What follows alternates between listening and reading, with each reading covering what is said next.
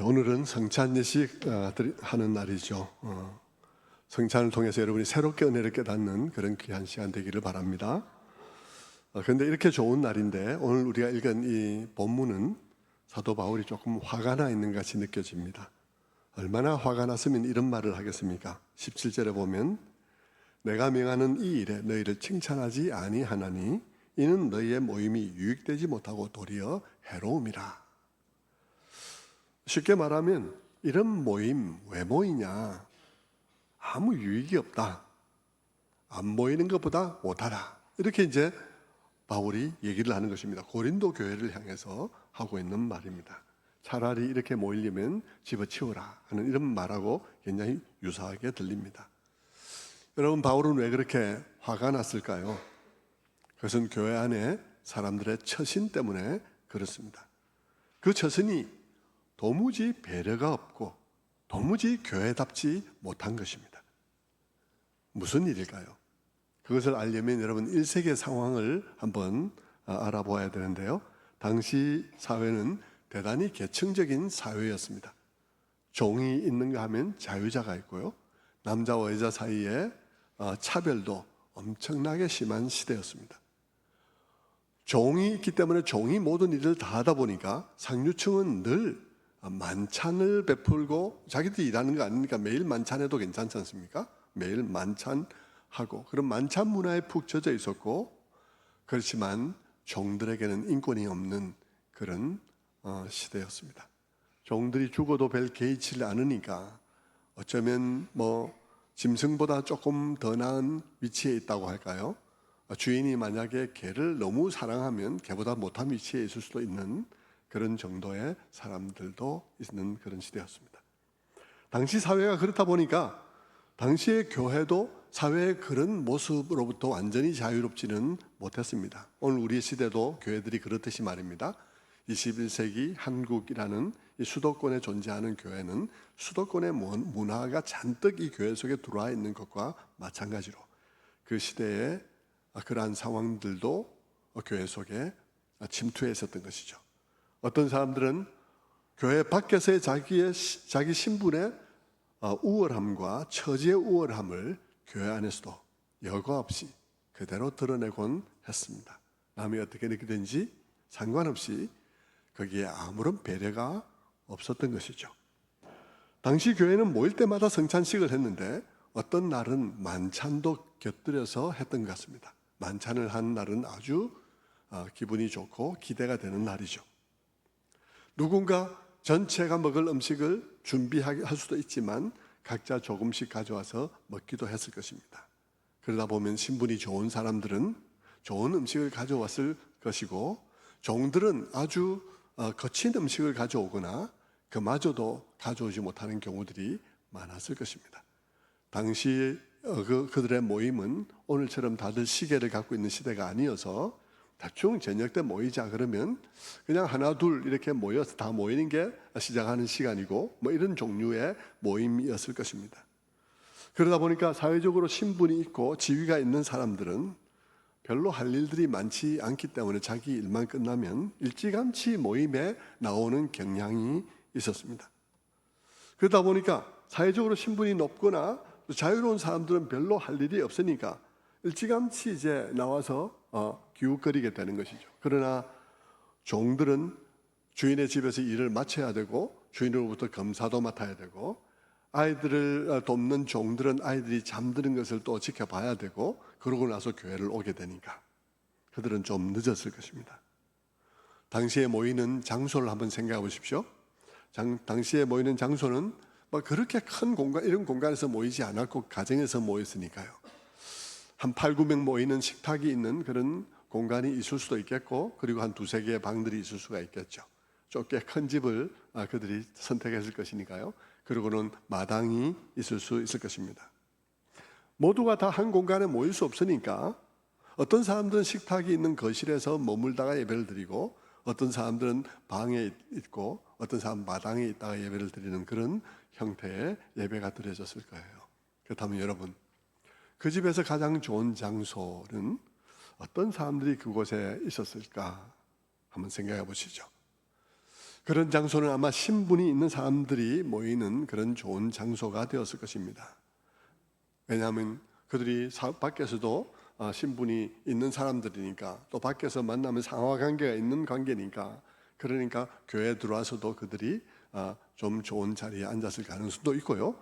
또 그렇지 않다 할지라도 그들은 시간이 많은 사람들이니까, 종들은 일을 마쳐야 오는 거니까, 그들은 시간이 나는 대로 교회를 한 사람 두 사람이 오다 보면 모이는 장소가 다 비어 있고, 그러다 보니까 좋은 자리에 걸터 앉게 되고, 그러다 보면 또 시간 많은 사람이 또 오게 되고, 또 시간 많은 사람이 또 오게 되고, 그들끼리 모여서 그 방에서 시간을 보내다 보면, 하루 이틀, 한 주, 두 주 보내다 보면 어떻게 되겠습니까? 그 방이 그들의 방이 되는 결과를 가져오겠죠. 여러분, 우리 교회도 똑같습니다. 우리 교회도 보면 여러분 앉는 자리도 늘 똑같거든요. 배병일 집사님 앉는 자리 늘 그 자리거든요. 그 자리에 앉으려고 그 자리에 앉는 것이, 앉다 보니까 그 자리가 이제 배병일 집사님 자리가 된 거예요. 우리 권사님들 자리들 다 그 자리죠. 제가 대충 기억하고 있기 때문에 그냥 딱 사진 한번 찍고 집에 와서 생각해 보면 대충 누가 왔는지를 알게 됩니다. 대충 그 자리에 그분들이 있거든요. 이 공간뿐만 아니라 다른 공간도 마찬가지입니다. 2층과 4층 이런 모든 공간들도 누군가가 이 예배 사이사이에 그 자리를 차지하고 있어요. 매주 보면 똑같은 분들이 거기 계시다고요. 그 자리를 차지하려고 해서가 아니라 하다 보니까 그 자리를 차지하게 된 것이죠. 뭐 그런 방식으로 그들이 그 집에 제일 좋은 자리에 앉아 있다 보니까 제일 좋은 자리를 차지하게 되는 그런 결과를 가져왔을 것입니다. 그런데 그러다 보니까 그들이 늘 대하는 사람만 대하는 거예요. 그리고는 그들을 가지고 그들만의 리그가 형성이 되는 것이죠. 마치 교회 안에 특과와 같이 특별한 그런 모임, 특별한 집단처럼 형성이 되는 것입니다. 그런데 말입니다, 그들끼리만 모이다 보니까 다른 데서 누가 모이는지 관심이 없게 되고, 거기 모이는 그들이 전부인 거예요. 그들은 교회를 다니지만, 많은 사람들이 있지만, 그들이 보고 있는 그들이 전부인 거예요.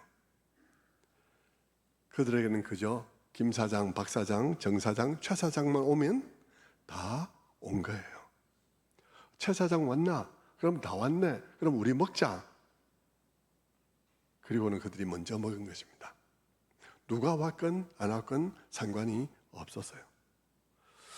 자기들이 가져온 좋은 음식을 자기들의 방에다 갖다 놓고, 김 사장, 박 사장, 정 사장, 최 사장이 오니까 다 왔다고 하고 먹어버린 것입니다. 그들은 자기들이 무엇이 잘못됐는지 전혀 인식하지 못했습니다. 왜냐하면 교회 밖에서도 늘 그래왔기 때문이죠.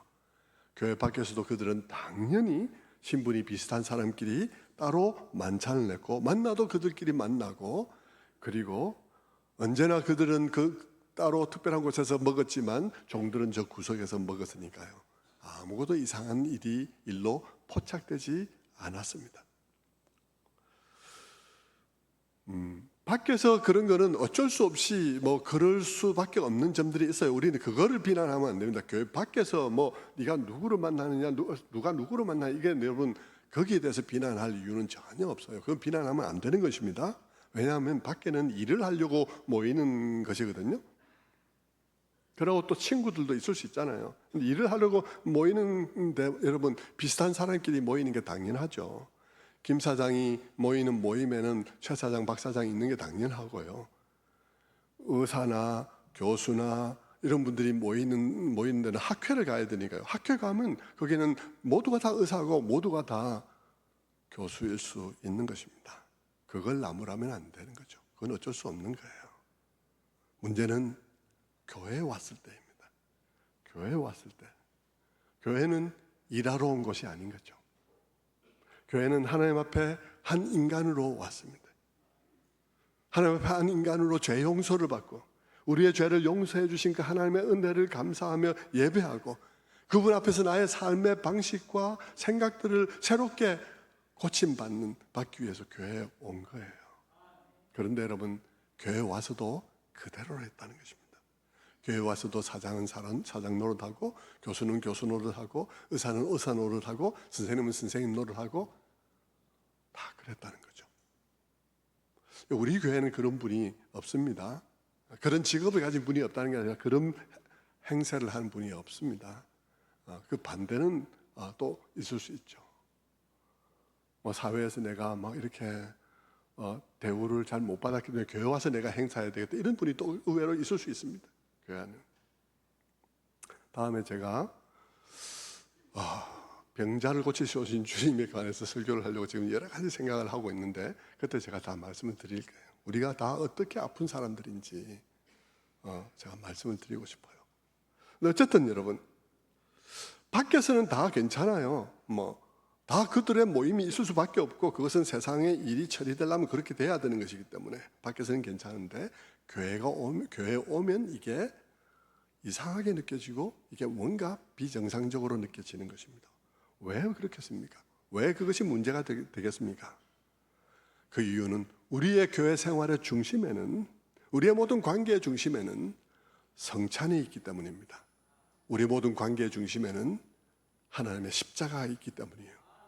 관계의 모든 중심에는 그분의 은혜가 있기 때문입니다. 하나님의 아들이 자기를 낮추어 우리를 섬긴 이야기가 그 중심에 있고요. 그것도 자기의 생명까지 내어준 성찬이 교회의 중심에 있는 것입니다. 십자가가 교회의 중심에 있는 거예요. 그리고는 성찬을 행하며 그 십자가가, 그리고 그 십자가에서 주님의 섬김이 우리의 삶에 빛이 되어지고 우리의 삶을 채워지기를 갈구하는 모임이 바로 이 교회에서 모임인 것이죠. 지금 나의 이 생각, 나의 이 행동, 이 처신, 이것은 과연 우리가 행하는 이 성찬에 합당한 것인가를 늘 우리가 성찬에 우리의 모습을, 우리의 삶을 비추어 보는 것입니다. 그래서 이 성찬이라는 거울에 비추어서 우리의 모습을 보고, 성찬이라는 거울에 비추어서 우리의 공동체를 비추어 보니까 뭔가 합당하지 않은 거예요. 뭔가 문제가 있는 것입니다. 다시 1세기로 돌아가서 오늘 본문의 상황에서 바울이 화가 난 것은 만찬을 먹으러 모인 날에도 그와 같은 일이 일어나고 있었다는 것이죠. 돈도 있고 지위도 있고 시간이 있는 사람들이 모임에 늦을 이유가 없죠. 그러니까 늦을 이유가 없는 사람들이 모여서 먼저 챙겨온 음식들을 다 먹은 것입니다. 최 사장 왔나? 늘 늦는 최 사장이 왔으면 그럼 다 왔네. 그러면서 그들이 그럼 먹지 하고 먹었는데, 다 왔네라는 그 다에 집에서 주인이 맡긴 일을 마치고 혹은 주인의 아이를 채우고 와야 되는 그 김집사, 박집사는 포함이 안 돼 있는 거예요. 다 왔나 하는 그 말에 그들은 포함이 안 돼 있는 것입니다. 그러니까 문제가 되는 거죠.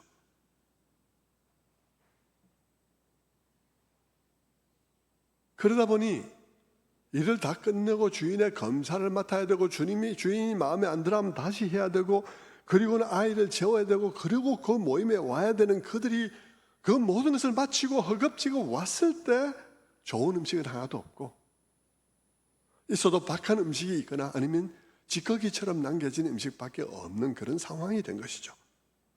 그들은 음식을 챙겨올 입장도 못 되니 배가 고픈 그런 상황이 되게 된 것입니다.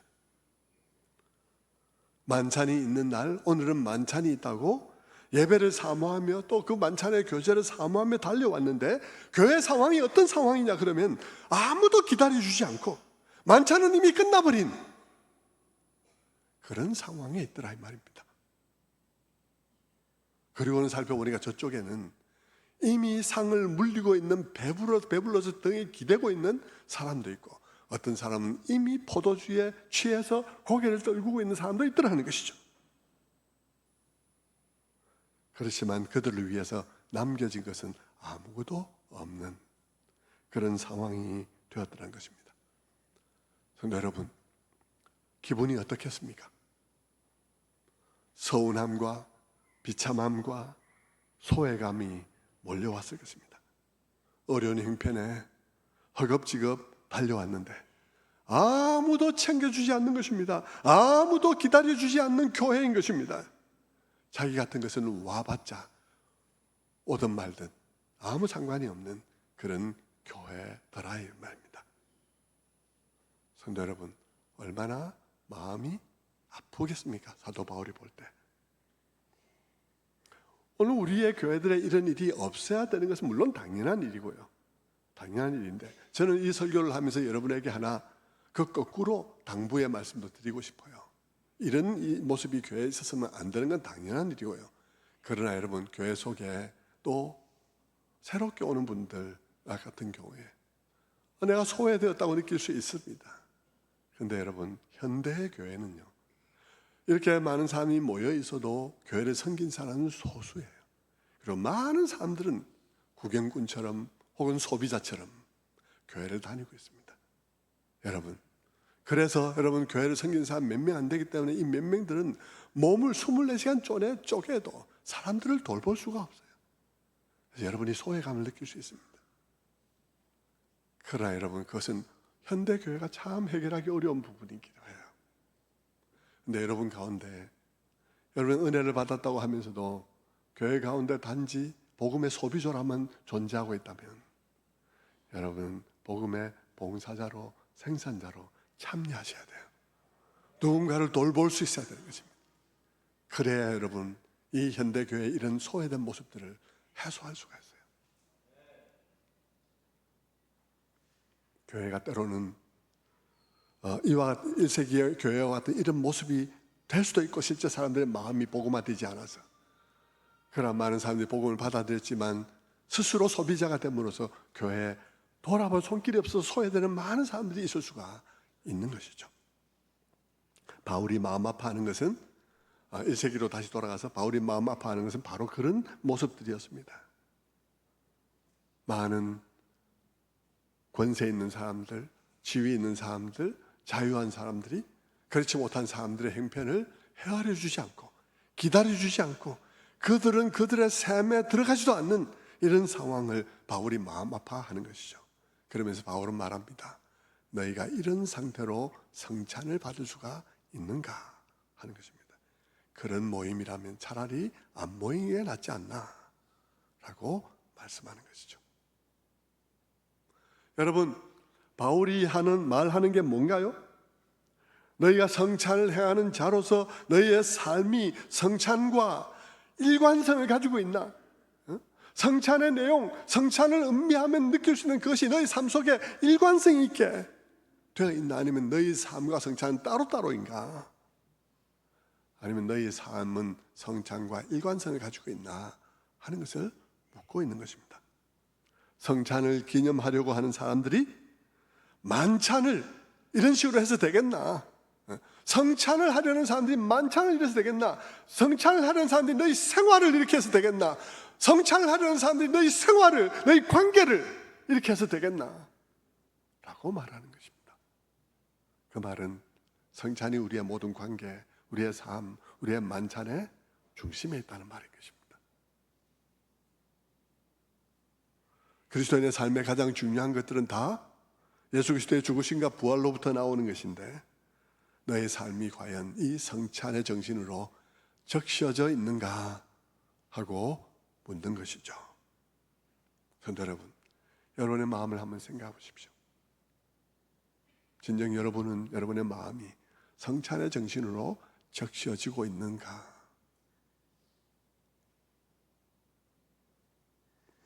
성도 여러분, 성찬은 단지 거룩한 종교 예식이 아니라는 말입니다. 그냥 거룩하게 그 예식을 진행하는 데 신경만 쓰면 되는 게 아니라는 것입니다.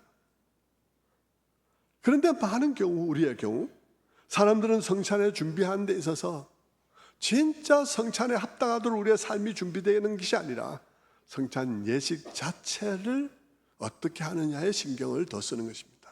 거기에 무슨 거룩이 있는 줄로 생각을 해요. 그래서 포도주는 어떻게 담고, 잔은 어떻게 보관하고, 남은 포도주와 떡은 어떻게 폐기하고, 성찬 위에는 누가 되며, 줍례하기 전에 기도를 하느냐 안 하느냐, 뭐 이런 거 애만 신경을 쓰는 거예요. 그렇게만 하면 성찬이 되는 줄로 생각한다는 말입니다. 다 좋은데요, 그렇게 정성스럽게 준비하는 거 다 좋죠. 다 필요하기도 하고요. 그러나 여러분, 그런 것을 아무리 하자 없이 했다 할지라도 만약 우리의 삶이 그 성찬으로부터 우러나오지 않는다면, 우리의 생각과 우리의 삶이 그 성찬의 정신에 적셔지지 않았다면, 그리고 우리의 삶이 그 성찬의 정신과 일관성을 가지지 못하고 있다면, 그런 것들은 다 별 소용이 없다는 것입니다. 성찬식을 포도주로 할 것이냐 포도즙으로 해야 되냐, 이런 거 별 소용이 없는 거예요. 어느 목사님이 포도즙으로 하냐 포도주로 해야 되냐 하고 막 영상 올리고 그런 분이 있던데 쓸데없는 짓 하는 거예요. 그런 것들은. 그런 것을 따지는 건 아무 소용이 없는 일이에요. 여러분,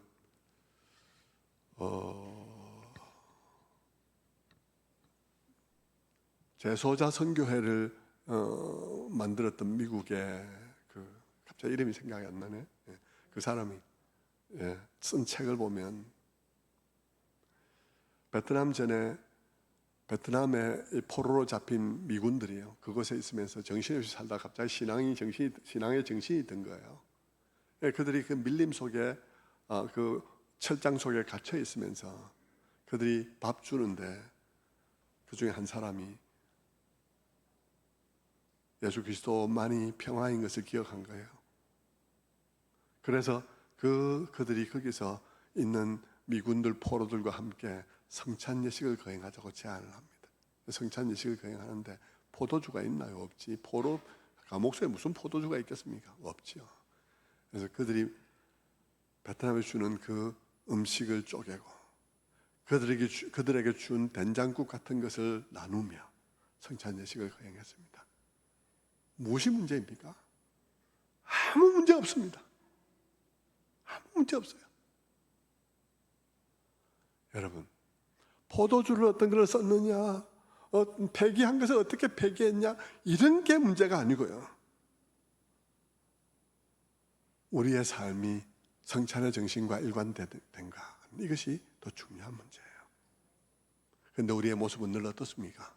우리의 모습은 늘 예식의 거룩한 모습으로 거행하는 것을 잘해요.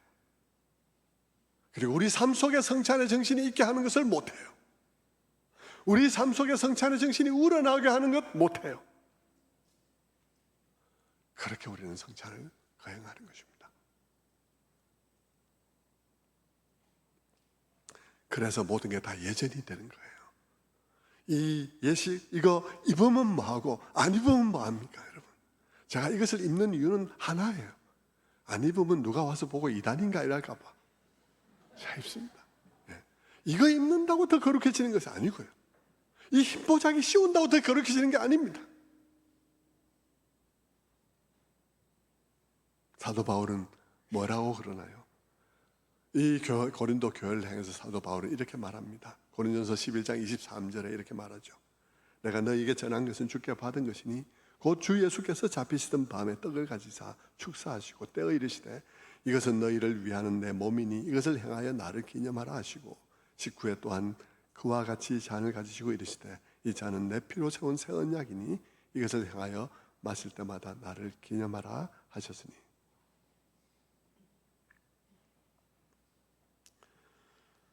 바울이 고린도 교회에 전해준 것은 십자가에서 자기를 내어준 예수 그리스도, 그분을 전해주었습니다. 그분이 우리처럼 낮아진 것, 그리고 우리와 같은 자들의 친구가 되어준 것, 그리고 우리와 같은 자를 위해서 자기의 생명을 내어주신 것, 그것을 전해주었죠.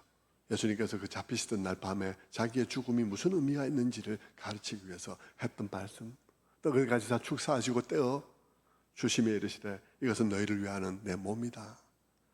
그리고 또 잔을 가지시고 나누어 주시면서 말씀하시기를 이건 내 피로 세우는 새 언약이다 하고 말씀하셨던 그 예식을 넘겨주지 않았나. 그런데 내가 넘겨준 것은 예식이 아니다고 말하고 있는 것입니다.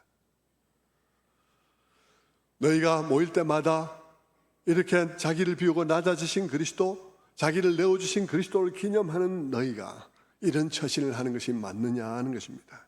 모일 때마다 자기 류하고만 교제하고 남이야 어떻든 상관하지 않고 어떻든 상관없이 끊임없이 내 자랑, 내 자식 자랑, 온갖 것으로 어떻게 과시를 하고 무엇을 하든지 다른 사람을 좌우하려 하고, 그렇다면 여러분, 그렇게 자식 자랑, 온갖 것 자랑, 자기를 과시하고 또 남을 좌우하려는 여러분의 가슴 속에는 성찬이 있습니까? 자기를 비우시고 낮아지시고 우리를 위해서 생명을 주신 그분을 기념하는 성찬이 여러분의 마음에 있는지 생각해 보시기 바랍니다. 성찬은 여러분의 우리의 교만한 마음에 예수 그리스도의 그 성찬은 그 은혜, 그 기억을 집어넣는 시간입니다. 여러분, 바울이 하는 말은 무엇인가요? 바울이 이 모든 것을 비난하면서 한 말은 무엇입니까? 사도 바울이 한 말은 성찬은 빵과 포도주만 있으면 할 수 있는 게 아니다. 성찬은 빵과 포도주만 있다고 되는 일이 아니라고 말하고 있습니다.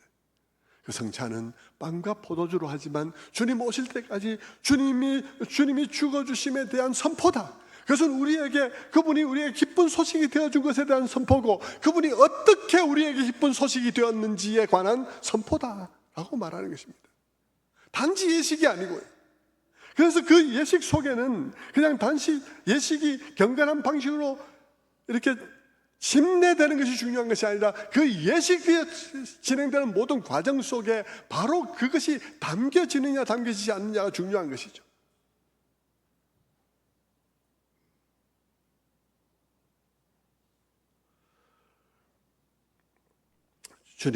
주님이 다시 오실 때까지 주님 죽으심을 전하는 이것은 단순히 교회가 이따위 삶을 살면서 단지 예식만 행하면 전해지는 그런 일이 아니라는 것입니다.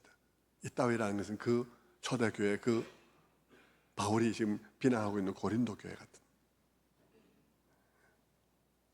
우리가 여기에 누구 앞에 왔는지를 잊어버린 채 그냥 사회에서의 나의 지위와 명예와 그 모든 것들을 그대로 가지고 와서 여과 없이 그냥 과시하고 하는 이런 방식의 삶을 살면서 성찬을 행하면 주님 죽으심이 어떻게 전해지느냐 하는 것입니다.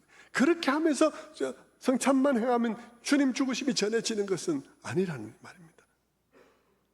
교회가 성찬을 그 중심에 두고 성찬의 정신으로 살기를 힘쓰며 그 성찬 앞에 우리의 삶을 끊임없이 비추어 보는 것을 반복함으로써 어떻게든 나의 교만한 자리에 예수 죽으심을 대신 채우고 그의 죽으심이 나의 삶을 통해서 나타나려고 하는 이 모든 과정이 성찬 속에 담길 때 우리는 이 성찬을 통해서 예수 그리스도의 죽으심을 주님 오실 때까지 전하는 자들이 되는 것이죠.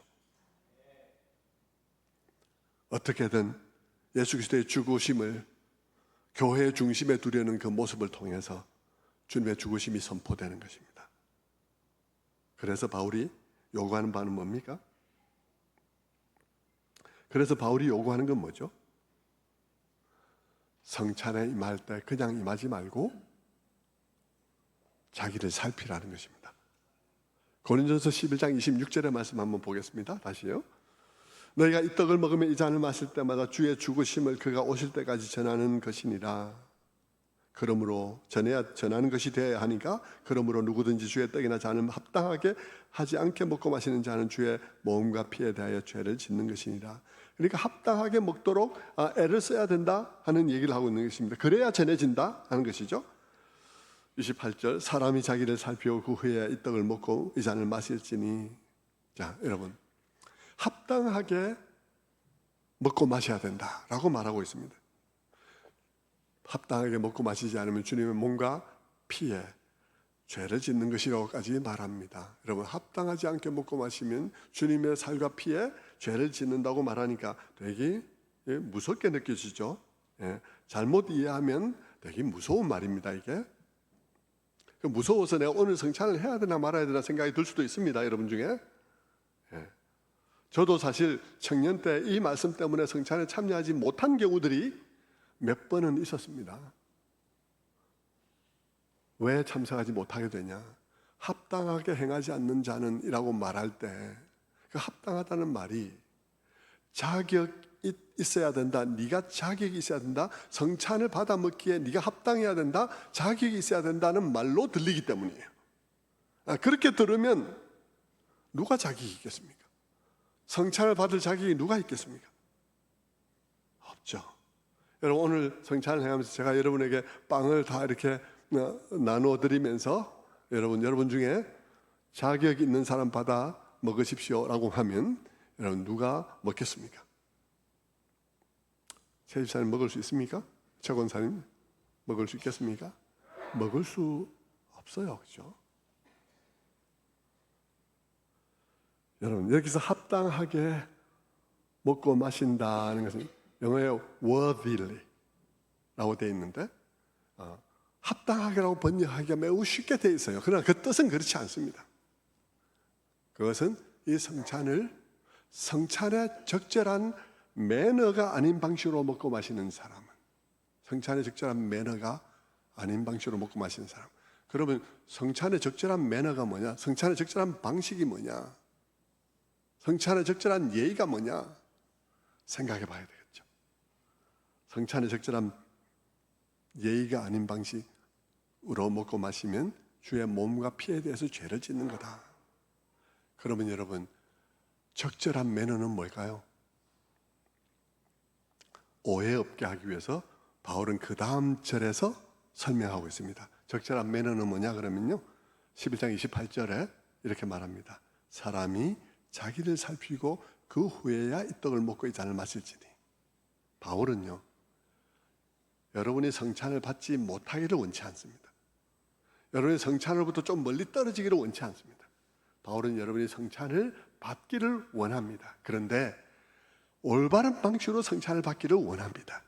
올바른 방식으로 성찬을 받는 게 뭐냐 그러면요, 자기를 살피고 받는 거예요. 자기를 살피는 시간을 가지라는 것입니다.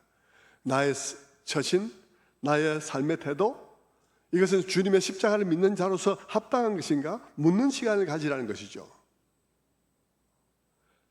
그것을 묻지 않고 성찬을 그냥 덥석덥석 받아 먹으면 어떻게 되겠습니까? 그러면 자기 죄는 그대로 두고 자기 죄를 묻지도 않고 자기 죄를 신경도 쓰지 않고 그냥 성찬을 받아 먹으니까 뭐가 되겠습니까? 자기 죄를 정당화하는 것이 되거나 회개나 뉘우침이 없이 도우심을 구하심이 없이 그냥 자기 죄를 그냥 그대로 두고 먹고 마심으로써 죄사함의 이 예식을 먹고 마심으로써 내가 용서함 받았다는 의식을 내 스스로 가지는 것이니까 그게 뭐가 되겠어요? 이거 먹고 마신 게 예수의 사죄함의 피를 먹고 마신 것이 아니라 내 죄를 먹고 마신 거란 말입니다. 내 죄를 그대로 두고 내가 그 일을 했으니까 내 죄에 대해서 한 번도 반성하지 않고 한 번도 돌아본 법 없이 나를 살피는 일도 없이 그냥 이걸 먹고 마시면 예식에 참여한 거야, 그냥 거룩한 예식에 참여했으니까 좋겠지. 그거는 네 죄를 먹고 마시는 거라는 것입니다. 예수의 피를 먹고 마신 것이 아니라 네 죄를 먹고 마신 거라고요. 네 죄를 청산할 생각도 없이 그것을 먹고 마셨으니까 그것은 예수의 피를 먹은 것이 아니라 네 죄를 먹은 것이다, 이 말을 하고 있는 것입니다.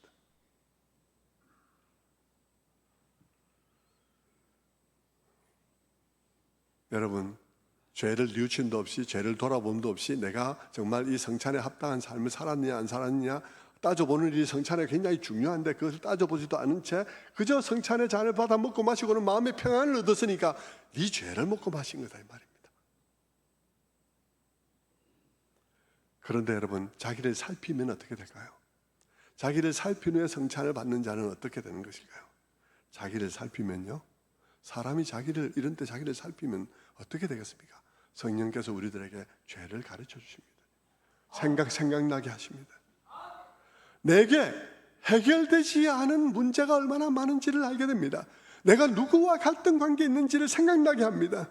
그런데 그 많은 내한테 있는 죄들은요, 어쩌면 작년에 내가 이 시간에 하나님 앞에 나에게 이런 죄가 있습니다 하고 말했는데도 불구하고 올해도 여전히 나에게 있는 죄일 수도 있습니다. 올해도 여전히 내게 그 죄가 그대로 있을 수도 있습니다. 여러분, 작년에도 내가 이 죄를 가지고 하나님 앞에 기도했었는데 용서해달라고 했는데 올해도 여전히 내게 그 죄가 있으면 내가 오늘 자격이 없을까요? 자격이 없는 것이 아니라 그것을 내가 발견할 때 내가 하나님, 내 힘으로 안 됩니다.